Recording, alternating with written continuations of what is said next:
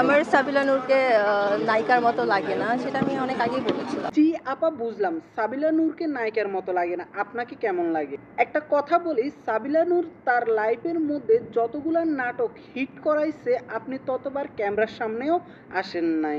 আর সাবিলা নূরকে আপনার নায়িকার মতো মনে হয় না। শাকিব খানের তাণ্ডব সিনেমার নায়িকা সাবিলা নূরকে নায়িকার মতো মনে হচ্ছে না। মারিয়া মিমের মানে অভিনেতা সিদ্দিকের এক্স স্ত্রী। শুধু তাই না, শাকিব খানের তুফান সিনেমার মধ্যে চাঁদ মামা গানে অভিনয় করা নুসরাত জাহানকেও তার নায়িকার মতো মনে হচ্ছে না। নুসরাত জাহানের জায়গা থাকলে নাকি সে ফাটিয়ে দিবে। চাঁদ মামা সংটা এটা যদি আমি থাকতাম তাহলে তো উড়াই দিতাম, এখানে তো নুসরাত কিছুই লাগতেছে না। বারে বা এরকম একটা নায়িকার সাথে তিনি তাকে কম্পেয়ার করছে, যে নায়িকা লাইফে যতগুলা হিট গান আছে ততবার আপনি ক্যামেরার সামনেও আসেন নাই। আপনাকে তো জনগণ এখন চিনতেছে এই সেলিব্রিটি ক্রিকেট লিগের কারণে। এর আগে আমার মনে হয় না আপনাকে কেউ চিনতো বলে। ডিভোর্স হয়ে যাওয়ার পরে তার ফেসও দেখা উচিত না, এটা হচ্ছে আমাদের পাপ হবে। ওরে বাউ খাইছে না, একবারে জান্নাতের হুর নামে চলিয়ে আসছে। মানে ডিভোর্স হওয়ার পরে সেই স্বামীকে মুখ দেখানো যাবে না, কিন্তু সারা দেশের মানুষরে ফ্যাট আর নাভি দেখাইতে পারবে, কোনো সমস্যা নাই। কিন্তু ডিভোর্স হওয়ার স্বামীর সম্পর্কে কোনো কথা বলা যাবে না এবং তার সাথে দেখা করা যাবে না। আমার জীবনের লক্ষ্য হচ্ছে লায়লা যেহেতু বুড়ো হয়ে গেছে, ও কচি কাঁচা বাদ দিয়া আপনাদের মতো কাউরে ধরুক। না ভাই, কথাই যুক্তি আছে। লাইলা যেহেতু বুড়া হয়ে গেছে তাহলে সে তার সমবয়সী একটার দূর। কি জন্য কচি ফোলাফাইন ধরবে? আপনার কথাই যুক্তি আছে ভাই।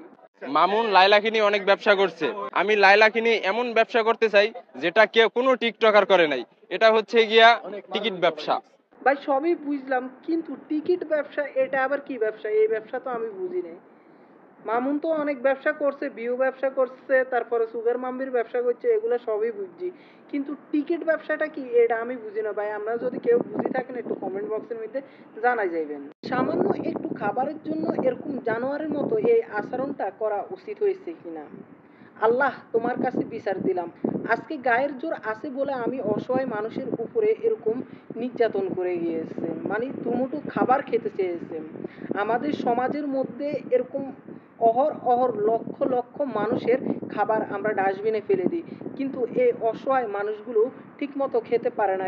যদি দু এক বেলা কোথাও খেতে যায় এরকম জালিমদের কাছে নির্যাতিত হতে হয়। দেখেন সে কোন জায়গায় তাকে বাড়ি মেরেছে, শরীরের অন্য কোনো জায়গায় বাড়ি মারলেও হতো, মানে একবারে মুখমণ্ডলের মধ্যে সে লাঠি দিয়ে তাকে বাড়িটা মেরেছে। হয়তো তার চোখে যদি লাগতো তার চোখটা নষ্ট হয়ে যাইতো, মুখটা কেটে যাইতে পারতো। কত বড় জালিম হলে সে এরকম একটা নির্মম কাজ করছে। ভিডিওটি আপনারা সবাই শেয়ার করবেন আর প্রতিবাদ করবেন যেন এই ধরনের নিকৃষ্ট লোকগুলোকে সমাজের মধ্যে না রেখে এদেরকে জেল হাজতে রাখা হয়।